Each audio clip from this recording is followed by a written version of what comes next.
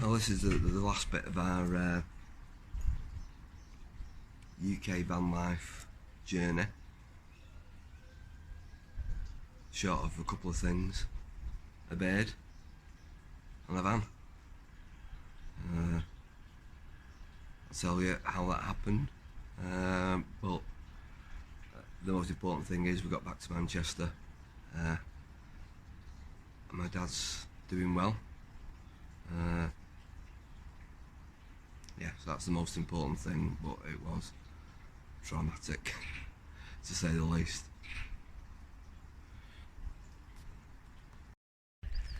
Well, first night of a fixed van, we stopped there. I'm not even going to attempt to pronounce it.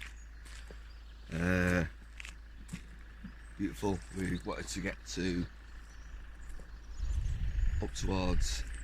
down towards Loch Ness, so we're about a mile away from there. Obviously getting back to mum and dad is still sort of on our minds, even though he's made a miraculous recovery. But yeah, found this one, beautiful car park in the forest, like being at home. So we're gonna spend today, we'll go down past Loch Ness and try and get down to Loch Lomond. It says it's a 3-hour drive, so that's like a 4 or plus hours for us. So yeah, we just put us on the other side of Glasgow, and then we can probably hit that last bit in a couple of days. But yeah, that's where we're at. Van's running fine. Still not 100% confident in it. I think you always get that when you've had issues. They've been there before. You always have that worry. We got here fine. It was a good couple of hours. It was probably 3-4 hours. That's the problem, it's that slow. And we're still not on great roads yet. I was debating which way to go. Obviously what to do Loch Ness, but then I was going to go from Fort Augustus across onto the A9. There's not a lot of difference in the time, more distance. The speed we're travelling at, it's probably not going to make a massive difference. So I picked the Loch Lomond route, where we had some very nice nights at the start of our trip. So it's quite fitting that we do it. It just means we've missed out a bit of the east, but hey, there you go. Right, I'll probably see you at Loch Ness.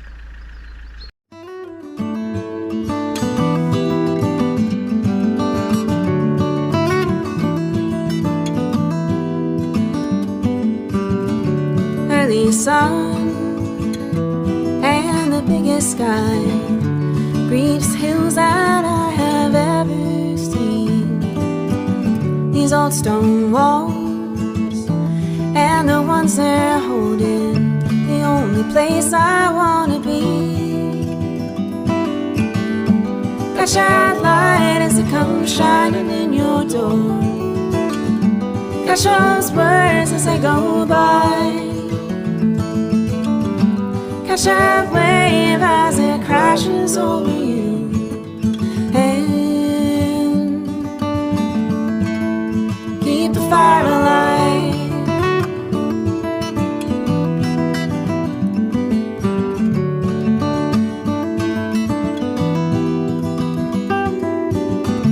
In the dark, when the summer sun has set down all the heat of all the day, has warmed the ground and the earth beneath your feet, and watching fireflies in the night. Catch that light as it comes shining in your door. catch those words as they go by.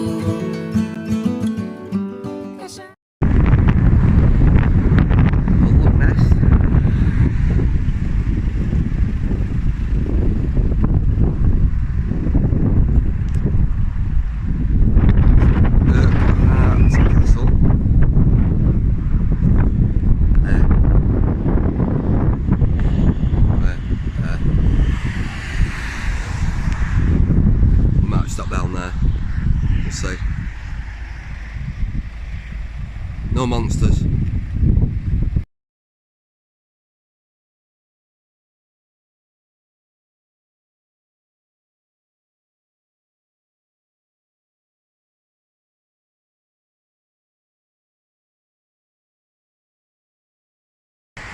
Well, this is it. That's it. The, for now. The van that's at this moment ours, but in about an hour won't be. And we'll explain that after. Yeah. For you weirdos. But yeah. Bye. Well, about an hour and 30 minutes ago. No, about an hour ago. That's not ours anymore.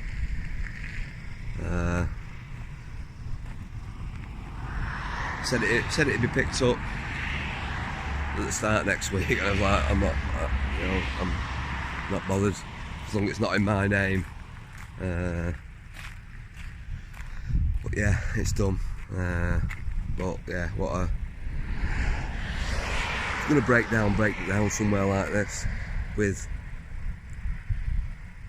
beautiful views and good internet. But yeah, that's the end of UK Vanlife for now. We're done, so off we go back down to Manchester. Well, I'm filming this 4 or 5 days after we got back to Manchester. We weren't in a state to really film anything when things unravelled, or since we got back we were just exhausted.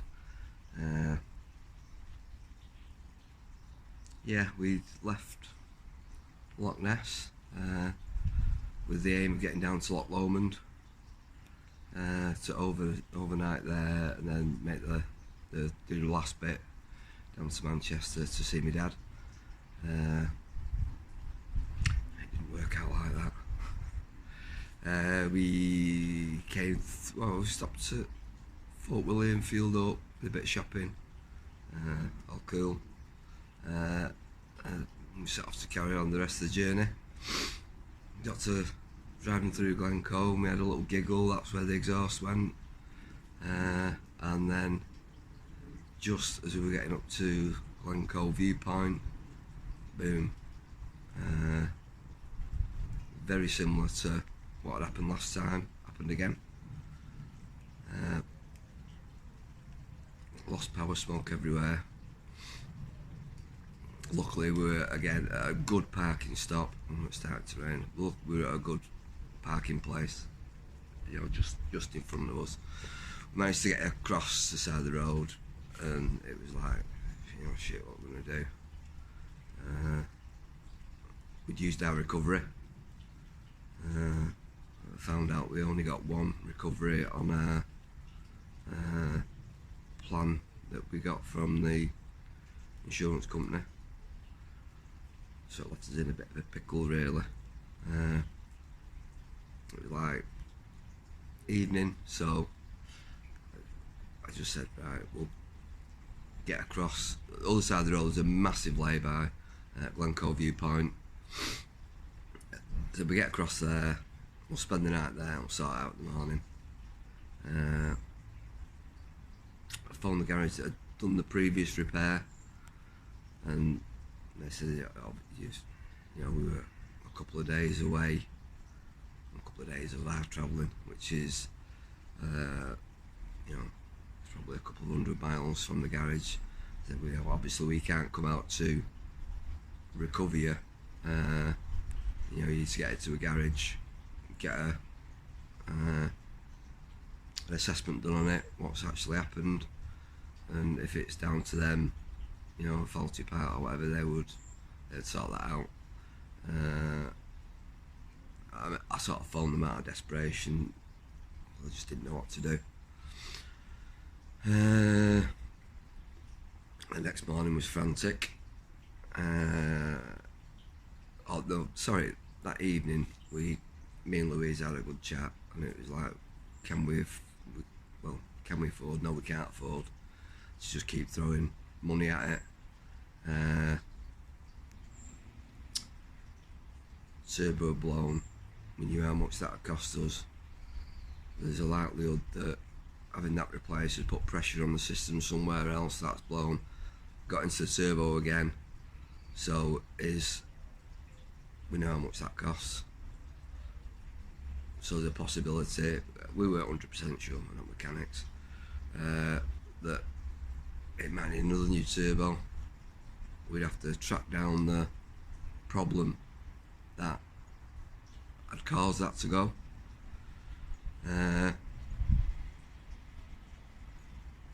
We just, plus the recovery to a garage, you know, we're in the middle of nowhere again.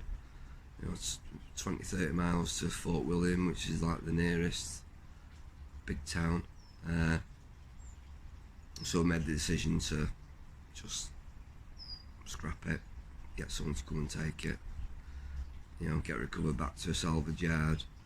I'd come back down to Manchester and get my mum and dad's car, drive up, take what we could out of the van, and then, you know, just draw a line under it.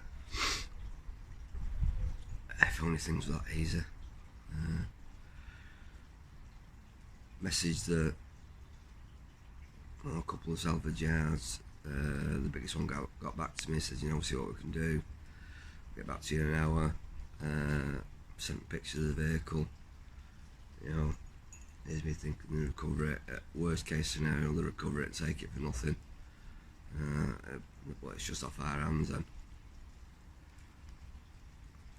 And 3 hours pass, no response. Messaged them again, and they said give us a ring. And they says, look, you know, we don't want it.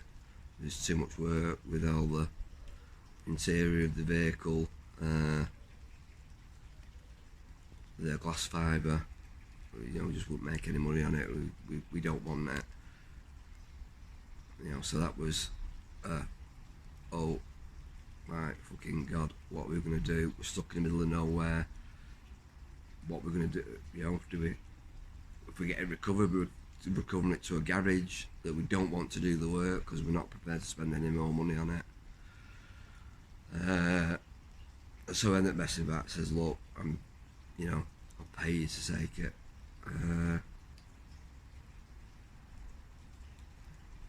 And still hard about that. In the end, they did. They were prepared to. They said they would. But that meant that I had to get back down to Manchester to get the car, to get back up, to get our personal stuff out. Luckily, a guy who'd been parked up next to us most of the morning, he came back from his walk. So I went up to see him. Said, "Can you give me a lift to the next village, where I can then get a bus, on to, just work my way back down to Manchester." Ben is a tree surgeon from Kings Lynn. Really nice bloke. He says, I'm actually going to Cumbria. I can give you a lift down to Penrith.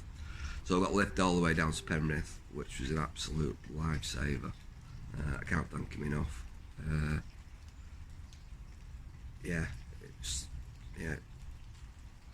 Top bloke. Yeah, so I got down to Penrith, got a train from Penrith to Manchester. Got here 9-10 o'clock at night. Had a few hours sleep, was up at 5. Drove up to Fort William. Drove up to Glencoe. emptied the van of our personal stuff and any bits we could salvage. Didn't have a toolkit, so I wasn't taking out inverter, which is just pitiful really. Lots of stuff in there that I'm sure the people could have used. Down to Fort William, paid the guy, signed the vehicle over to him.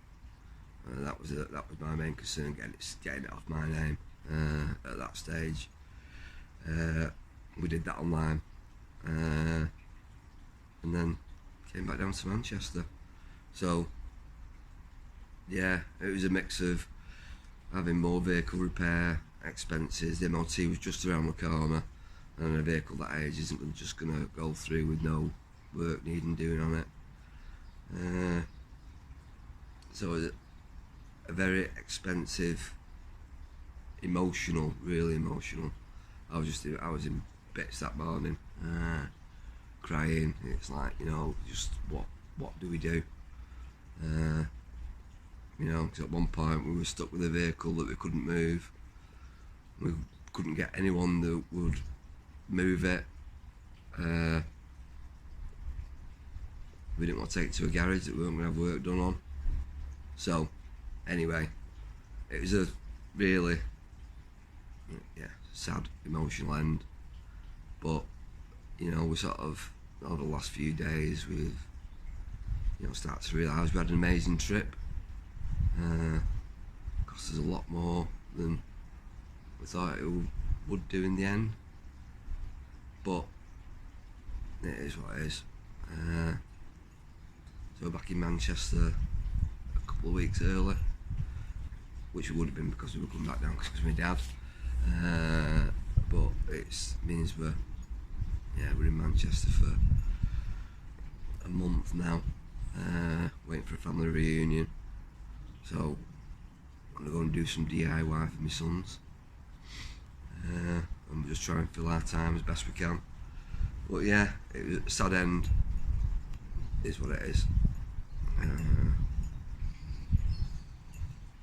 Yeah. Okay.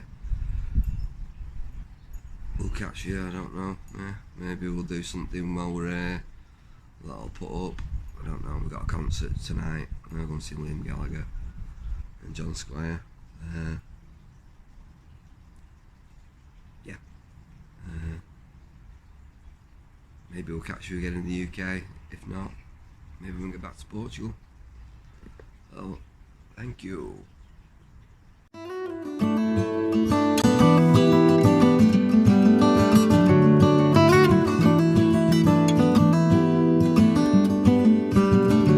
Early sun and the biggest sky, briefest hills that I have ever seen. These old stone walls and the ones they're holding, the only place I wanna be. Flashlight light as it comes shining in your door. Catch those words as they go by. Catch that